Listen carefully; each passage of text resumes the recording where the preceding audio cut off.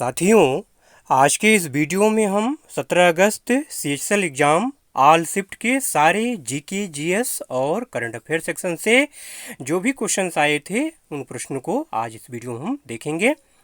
बात करते हैं फर्स्ट शिफ्ट की। पहला क्वेश्चन है कि पाल वंश का संबंध किस धर्म से था। ठीक है, तो इसका जो राइट आंसर है वो है बौद्ध धर्म। अगर पाल वंश की बात करें तो 8वीं से 12वीं शताब्दी तक बिहार और बंगाल में इसका शासन था। इसके संस्थापक थे गोपाल और उत्तराधिकारी थे धर्मपाल। ठीक है, जिन्होंने पाल साम्राज्य का बहुत ज़्यादा विस्तार किया। ठीक है, इनके शासनकाल में महाविहार है, स्तूप है, चैत्य है, मंदिर है, किले है, इन सब चीज़ों का विस्तार हुआ, इन सब चीज़ों का निर्माण कराया गया। ठीक है, अगला क्वेश्चन है कि जगजीत सिंह का संबंध किस क्षेत्र से है। तो इसका राइट आंसर है गजल गायक और संगीतकार। ठीक है, जगजीत सिंह को सन 2003 में भारत सरकार द्वारा पद्म भूषण से सम्मानित किया गया था। तो फैक्ट भी आपको ध्यान में रखना है। अगला क्वेश्चन है खो खो में कितने खिलाड़ी होते हैं। तो इसका जो राइट आंसर है वो है 12 खिलाड़ी। खो खो की प्रत्येक टीम में 12 खिलाड़ी होते हैं, लेकिन प्रतियोगिता के दौरान प्रत्येक पक्ष से केवल 9 खिलाड़ी मैदान में उतरते हैं। 3 खिलाड़ी जो है ये रिजर्व में होते हैं। ठीक है, तो ये फैक्ट भी आपको ध्यान में रखना है। वहीं अगर बास्केटबॉल की बात करें तो बास्केटबॉल में प्रत्येक तरफ 5 खिलाड़ी होते हैं और बेसबॉल में 9 खिलाड़ी होते हैं। नेक्स्ट क्वेश्चन साइंस से है कि एक कूलाम में कितने इलेक्ट्रॉन होते हैं। तो 6.25 इंटू 10⁻18 6.25 गुणे 10⁻18 इलेक्ट्रॉन एक साथ मिलकर के एक कूलाम बनाते हैं। वहीं इलेक्ट्रॉन पर अगर चार्ज की बात करें, आवेश की बात करें, तो 1.6 गुणे 10⁻−19 कूलाम का ऋणात्मक आवेश होता है इलेक्ट्रॉन पर। इफेक्ट भी आपको ध्यान में रखना है। अगला क्वेश्चन है कि निम्नलिखित में से कौन सा नृत्य असम से संबंधित है। आपको 4 ऑप्शन दिए हुए थे, उसमें सत्रिया था, इसलिए सत्रिया जो है नृत्य इसका राइट आंसर है। ठीक है, असम के कुछ लोक नृत्य के बारे में अगर बात करें तो बिहू है, बागुरुम्बा है। ठीक है, बागुरुम्बा नृत्य जो है बसंत में आयोजित किया जाता है। भोर नृत्य है, ओजापल्ली नृत्य है, ये सब असम के कुछ प्रसिद्ध लोक नृत्य हैं, तो इनको भी आप ध्यान में रखिए, ये बहुत इंपॉर्टेंट है। अगला क्वेश्चन है कि भारत ने पहला हॉकी विश्व कप कब जीता। इसका जो राइट आंसर है वो है 1965। पाकिस्तान को हरा करके भारत ने पहला हॉकी विश्व कप 1975 में जीता था। ठीक है, अगला क्वेश्चन है कि बीबीसी स्पोर्ट्स वुमेन 2022 का पुरस्कार किसे प्रदान किया गया। तो इसका जो राइट आंसर है वो है मीराबाई चानू। नेक्स्ट क्वेश्चन पूछा गया कि सोनपुर मेला किस राज्य में आयोजित किया जाता है। तो इसका जो राइट आंसर है वो है बिहार। बिहार के सोनपुर में हर साल कार्तिक पूर्णिमा से ये मेला लगता है और ये एशिया का सबसे बड़ा पशु मेला है। ठीक है, इस मेले के क्षेत्र को हरिहर क्षेत्र मेला भी कहा जाता है और हरिहर नाथ मंदिर पर लगता है। ठीक है, स्थानीय लोग इसको छत्तर मेला के नाम से जानते हैं। तो ये सारे फैक्ट भी आपको ध्यान में रखना है, क्वेश्चन घुमा फिरा के दोबारा रिपीट हो सकता है। अगला क्वेश्चन है कि कृषि क्षेत्र में किस प्रकार की बेरोजगारी उत्पन्न होती है। तो इसका राइट आंसर है प्रच्छन्न बेरोजगारी या मौसमी बेरोजगारी। जैसा ऑप्शन रहेगा वैसा टिक करेंगे। नेक्स्ट क्वेश्चन है कि असम में सबसे ज़्यादा क्या उत्पादित होता है। तो इसका राइट आंसर है चाय। टी का उत्पादन असम में ज़्यादा होता है। नेक्स्ट क्वेश्चन है कि किस ओडिसी नृत्यांगना को 2006 का पद्मश्री प्रदान किया गया। तो इलियाना सिटारिस्टी इसका राइट आंसर है। ये एक इतालवी ओडिसी नृत्यांगना और कोरियोग्राफर हैं। अगला क्वेश्चन है कि जंत अवेस्ता किस धर्म की पवित्र पुस्तक है। तो पारसी धर्म की ये पवित्र पुस्तक है। अवेस्ता, जिसे जंड अवेस्ता भी कहा जाता है, पारसी धर्म की एक पवित्र पुस्तक है जिसमें उसके विश्व विकास का सिद्धांत, नियम और मरने के बाद रीति, पैगंबर जोरास्टर मतलब जरस्तुत की शिक्षाएं शामिल हैं। ठीक है, तो पारसी धर्म इसका राइट आंसर है। अगला क्वेश्चन है कि राजस्व घाटा कैसे निकालते हैं। तो राजस्व घाटा या राजकोषीय घाटा बराबर होता है सरकार का कुल व्यय मतलब पूंजी और राजस्व व्यय माइनस सरकार की कुल आय। कुल आय मतलब राजस्व प्राप्ति प्लस ऋणों की असूली प्लस अन्य प्राप्तियां। ठीक है, कहने मतलब है कि सरकार का कुल व्यय होता है उसमें से सरकार की कुल आय को अगर माइनस कर दिया जाए तो राजकोषीय घाटा की गणना की जा सकती है। नेक्स्ट क्वेश्चन है कि मस्तिष्क में कौन सा एमिनो एसिड पाया जाता है। मस्तिष्क में कई प्रकार के अमीनो एसिड पाए जाते हैं, जिसमें ट्रिप्टोफैन है, टायरोसिन है, हिस्टिडीन है, अर्जिनिन है। ठीक है, इनका उपयोग मस्तिष्क के द्वारा न्यूरोट्रांसमीटर और न्यूरोमेडुलेटर के संश्लेषण के लिए किया जाता है। ठीक है, अगला क्वेश्चन है कि भारत के अधिकांश हिस्से में किस प्रकार के वन पाए जाते हैं? तो इसका राइट आंसर है उष्णकटिबंधीय नम पर्णपाती वन। अगला प्रश्न है कि राज्य के नीति निर्देशक तत्व और मौलिक कर्तव्य। नीति निर्देशक तत्व मतलब डीपीएसपी और मौलिक कर्तव्य से संबंधित क्वेश्चन आया था। क्वेश्चन क्लियर नहीं है, कमेंट करके बताइएगा क्या क्वेश्चन था। ठीक है, लेकिन इतना जान लीजिए कि डीपीएसपी और मौलिक कर्तव्य क्वेश्चन आया था। ठीक है, चलिए यहाँ से हम कुछ इंग्लिश के प्रश्नों को देख लेते हैं। सिनोनिम ऑफ डिस्ट्रॉय, डिस्ट्रॉय का सिनोनिम पूछा गया। डिस्ट्रॉय मतलब क्या होता है? नष्ट करना। तो इसका सिनोनिम क्या हो सकता है? रून हो सकता है, डेमोलाइश हो सकता है, डिवास्टेट हो सकता है, सैटर हो सकता है, रेक हो सकता है, स्मैश, ओवरकम, डैमेज। इसमें से कुछ भी ऑप्शन हो सकता है, जो रहेगा उसको आप टिक करेंगे। अगला क्वेश्चन भी सिनोनिम से है। क्वेल का सिनोनिम पूछा गया था। क्वेल का सिनोनिम होगा subdue, suppress, repress, क्वेश, crush, stifle, स्टिंग्यूश या ओवरकम। जैसा ऑप्शन रहेगा वैसा आप टिक करेंगे। अगला क्वेश्चन है कि रिपरक्यूशन का सिनोनिम पूछा गया था। तो बैक स्लैश है, रिपल है, शॉक वेव है, आफ्टर मैथ है, फुटप्रिंट है। ठीक है, तो ऑप्शन के ऊपर इसका आंसर डिपेंड करता है। एक फ्रेज पूछा गया था कि ऐड फ्यूल टू फायर मतलब आग में घी डालना। ठीक है, तो इसका मतलब क्या होता है? When you do or say something that makes a miserable situation even worse मतलब जले पर नमक छिड़कना। मतलब कुछ ऐसी बात कह देना या कुछ ऐसी गलती कर देना या ऐसा कुछ कह देना जिसकी वजह से कंडीशन क्या हो जाए और माइजरेबल हो जाए और असहनीय हो जाए, कष्टमय हो जाए। ठीक है, मतलब जले पर नमक छिड़कना। चलिए यहाँ से हम सेकंड शिफ्ट के प्रश्नों को देख लेते हैं।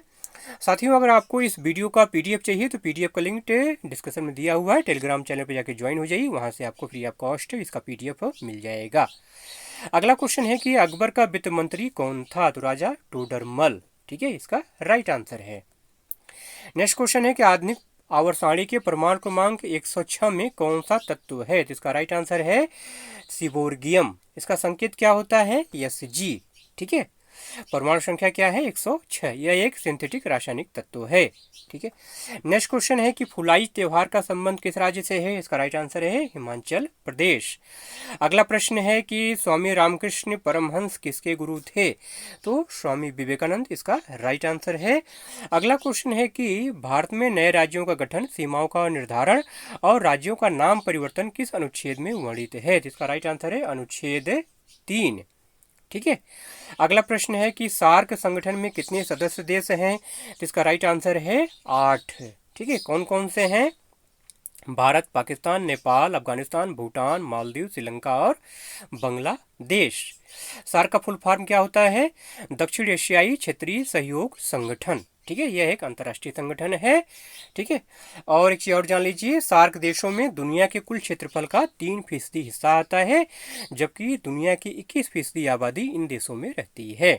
ठीक है, सार्क की स्थापना 8 दिसंबर 1985 को बांग्लादेश की राजधानी ढाका में हुआ था और इसका जो सचिवालय है वो नेपाल की राजधानी काठमांडू में है। तो ये सारे फैक्ट भी ध्यान में रखिए, रिपीट होकर के क्वेश्चन पूछा जाता है। अगला क्वेश्चन पूछा गया है कि कुचिपुड़ी नृत्य के क्षेत्र में किस नृत्यांगना को संगीत नाटक अकादमी पुरस्कार 2017 प्रदान किया गया? तो इसका जो राइट आंसर है वो है दीपिका रेड्डी। ठीक है, दीपिका रेड्डी कुचिपुड़ी के क्षेत्र में ये पुरस्कार, इनको संगीत नाटक अकादमी पुरस्कार 2017 प्रदान किया गया। कुछ और नाम जान लीजिए जिनको नृत्य के क्षेत्र में 2017 का संगीत नाटक अकादमी पुरस्कार दिया गया। रमा वैद्यनाथम में भरतनाट्यम में मिला था, शोभा कोशर है कथक के क्षेत्र में मिला था, पदम्बी सुब्रमण्यम है कथकली के क्षेत्र में मिला था, एलियन उइनाम ओंगोमी धोनी देवी हैं मणिपुरी के क्षेत्र में मिला था, सुजाता महापात्र ओडिसी में मिला था, रामकृष्ण तालुकदार सत्रिया में मिला था, जन्मेजय साई बाबू छाऊ में दिया गया था। आशित देसाई को नृत्य संगीत के क्षेत्र में 2017 का संगीत नाटक अकादमी पुरस्कार प्रदान किया गया था। अगला क्वेश्चन है कि कपिल देव को किस वर्ष पद्मश्री प्रदान किया गया। नाम से कंफ्यूज मत होइएगा, कपिल देव बिहार में भी हैं, ये कपिल देव जो हैं क्रिकेटर की बात हो रही है, ठीक है। तो 1982 में कपिल देव को पद्मश्री, 1991 में पद्म भूषण से सम्मानित किया गया था। तो पद्मश्री उनको कब मिला? 1982 में, ठीक है। अगला क्वेश्चन है कि झारखंड से बहते हुए कौन सी नदी बंगाल की खाड़ी में जाकर गिरती है या मिलती है, ठीक है। तो सुवर्ण रेखा नदी इसका राइट आंसर है। सुवर्ण रेखा नदी झारखंड, पश्चिम बंगाल एवं उड़ीसा में बहने वाली एक प्रमुख नदी है। इस नदी का उद्गम रांची के नजदीक छोटा नागपुर के पठार से होता है। यह नदी अपने उद्गम स्रोत से बहती हुई पूर्वी सिंहभूमि मतलब झारखंड, पश्चिमी मिदनापुर मतलब पश्चिम बंगाल और बालासोर उड़ीसा से होते हुए बंगाल की खाड़ी में गिर जाती है, ठीक है। अगला क्वेश्चन है कि प्रत्यक्ष कर का उदाहरण, ठीक है। तो आयकर जो है प्रत्यक्ष कर का उदाहरण है, जबकि जीएसटी क्या है? अप्रत्यक्ष कर है। अगला क्वेश्चन संविधान संशोधन से था कि 43वां संविधान संशोधन क्या है। तो इसे 1977 में बनाया गया था। इसने न्यायिक समीक्षा और रिट जारी करने के संबंध में सर्वोच्च न्यायालय और उच्च न्यायालय के अधिकार क्षेत्र को बहाल किया। अगला क्वेश्चन, एशियाई जूनियर भारोत्तोलन चैंपियनशिप 2022 में भारत के लिए स्वर्ण पदक किसने जीता? तो हर्षदा गरुड़ इसका राइट आंसर है। 157 किलोग्राम का भार उठा करके एशियन यूथ जूनियर भारोत्तोलन चैंपियनशिप में स्वर्ण पदक इन्होंने जीता, ठीक है। अगला प्रश्न है कि मौलिक कर्तव्य से संबंधित क्वेश्चन था। आपको मौलिक कर्तव्य 4 ऑप्शन दिए हुए थे, मौलिक कर्तव्य उसमें एक था, बताना था कि इसमें चारों में से कौन मौलिक कर्तव्य है, इस टाइप से क्वेश्चन था, ठीक है। इसलिए बार बार कहता हूं आपसे कि मौलिक कर्तव्य क्रम वाइज याद कर डालिए, ठीक है। अगला क्वेश्चन है कि एनोनिम ऑफ इल्यूसिव, इल्यूसिव का एनोनिम पूछा गया था। तो इसका उल्टा क्या होगा? डिफिनाइट हो सकता है, ऑनेस्ट होगा, इंटेलिजेंट होगा, स्टेबल होगा, अनस्टेबल होगा, अट्रैक्टिंग हो सकता है, कन्फ्रंटिंग हो सकता है, इनकाउंटिंग हो सकता है। जैसा ऑप्शन होगा वैसा टिक करेंगे। रिपेल का एनोनिम पूछा गया था, तो इंटैक्टमेंट हो सकता है, कंटिन्यूएशन हो सकता है, इंट्रोडक्शन हो सकता है, रेक्टिफिकेशन हो सकता है। जैसा ऑप्शन होगा वैसा टिक करेंगे। देखिए रिपेल जो है एक कानूनी वर्ड है, ठीक है। इसका मतलब होता है निरसन, निरसन मतलब निकालना, ठीक है। तो जोड़ने के अर्थ में जो भी शब्द आएगा उसको आप यूज करेंगे। अगला क्वेश्चन है सिनोनिम से है, कंटेस्टेंट का सिनोनिम पूछा गया है मतलब प्रतियोगी। तो प्रतियोगी के संबंधित जो भी जो है शब्द आएंगे, जैसे कंपिटिटर है, पार्टिसिपेंट है, प्लेयर है, कंटेंडर है, कैंडिडेट है, एस्पिरेंट है, तो ऐसा शब्द जो भी आएगा उसको आप टिक करेंगे। नेक्स्ट क्वेश्चन है कि बिड डिफेंस का मीनिंग पूछा गया था। बिड डिफाइनेंस का मीनिंग, ठीक है। इसका मतलब होता है अक्खड़पन, मतलब behaviour in which you refuse to obey someone और समथिंग, मतलब किसी की बातों को, किसी चीज़ों को न मानना, रिफ्यूज कर देना, ठीक है, इनकार कर देना, अक्खड़पन जिसको कहा जाता है, ठीक है। चलिए यहाँ से अब हम 17 अगस्त थर्ड शिफ्ट के क्वेश्चन को देख लेते हैं, प्रश्नों को देख लेते हैं जल्दी जल्दी से। पहला प्रश्न है कि पंडित भीमसेन जोशी का संबंध किस घराने से है? इसका राइट आंसर है किराना घराने, ठीक है। और एक और जान लीजिए कि पंडित भीमसेन जोशी को संगीत में उनके योगदान के लिए 2008 में उन्हें भारत रत्न से नवाजा गया था। तो ये फैक्ट भी आपको ध्यान में रखना है। अगला प्रश्न पूछा गया कि जवाहरलाल नेहरू विश्वविद्यालय की पहली महिला कुलपति कौन है? तो शांति श्री धूलीपुड़ी पंडित, इसका राइट आंसर है, ठीक है। नेक्स्ट क्वेश्चन है कि किस शास्त्रीय नर्तकी को 2003 का पद्म विभूषण प्रदान किया गया? तो सोनल मानसिंह इसका राइट आंसर है। सोनल मानसिंह भरतनाट्यम और ओडिसी दोनों में माहिर हैं। 2003 में सोनल मानसिंह को पद्म भूषण से सम्मानित किया गया था। पद्म भूषण पाने वाली ये पहली भारतीय महिला नृत्यांगना थी, ठीक है। ये फैक्ट भी आपको ध्यान में रखना है। अगला क्वेश्चन है कि कृष्णदेव राय का संबंध किस वंश से था? तो तुलव वंश इसका राइट आंसर है, ठीक है। तुलव वंश से आने वाले कृष्णदेव राय को उस समय का सबसे शक्तिशाली राजा माना जाता था। इस वंश ने 1505 से लेकर के 1570 ईस्वी तक विजयनगर साम्राज्य पर शासन किया। अगला क्वेश्चन है रुद्राक्ष पाटिल ने किस वर्ष एयर राइफल स्पर्धा में स्वर्ण पदक प्राप्त किया? तो इसका राइट आंसर है 2022। अगला प्रश्न है कि 36वें राष्ट्रीय खेलों का शुभंकर क्या था? तो सावज इसका राइट आंसर है, ठीक है। अगला प्रश्न है कि रिट कितने प्रकार के होते हैं? तो 5 प्रकार के रिट होते हैं, बंदी, प्रत्यक्षीकरण, परमादेश रिट, प्रतिषेध रिट, उत्प्रेषण लेख और अधिकार परीक्षा। देखिए, अनुच्छेद 32 के तहत सर्वोच्च न्यायालय जारी करता है और उच्च न्यायालय जो है 226 के तहत रिट जारी कर सकता है। ठीक है।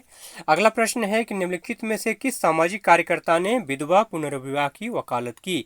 आपको 4 ऑप्शन दिए हुए थे: राधाकांत देव, भीमम मालाबारी, वीर शलिंगम पंतलू और ईश्वरचंद विद्यासागर। ठीक है। इसके बाद जो है आपको जो है ऑप्शन बनाए गए थे कि 1 2 3 2 3 4 3 4 5 ऐसे करके ऑप्शन बने हुए थे, इसे बताना था कौन सा सही है। तो देखिए, इसमें जो 2 3 4 है मतलब बी एम मालाबारी, वीर शलिंगम पंतलू और ईश्वरचंद विद्यासागर, मतलब 2 3 4। ठीक है। तो आपके क्वेश्चन में जो ऑप्शन नंबर बी था, जो है बी में 2 3 4 लिखा हुआ था, इसलिए बी इसका राइट आंसर होगा। मतलब 2 3 4 तीनों ही आंसर क्या है, इसके सही आंसर है। ठीक है साथियों, तीनों शिफ्टों को मिलाकर के जितने क्वेश्चन मिल पाए थे वो मैंने आपको करा दिया है। चौथे शिफ्ट का प्रश्न आपको पीडीएफ में मिलेगा। पीडीएफ का लिंक डिस्क्रिप्शन में दिया गया है, जाके वहाँ पे टेलीग्राम पे ज्वाइन हो जाइए, वहाँ से आपको free of cost PDF available हो जाएगा। और अभी तक आपने अगर चैनल को सब्सक्राइब नहीं किया है तो प्लीज़ चैनल को सब्सक्राइब करके बेल आइकन जरूर से प्रेस कर लीजिए। और अभी तक आपने अगर लाइक नहीं किया है, शेयर नहीं किया है, प्लीज़ वीडियो को लाइक और शेयर कर दीजिए। पूरा वीडियो देखने के लिए आपका बहुत बहुत धन्यवाद।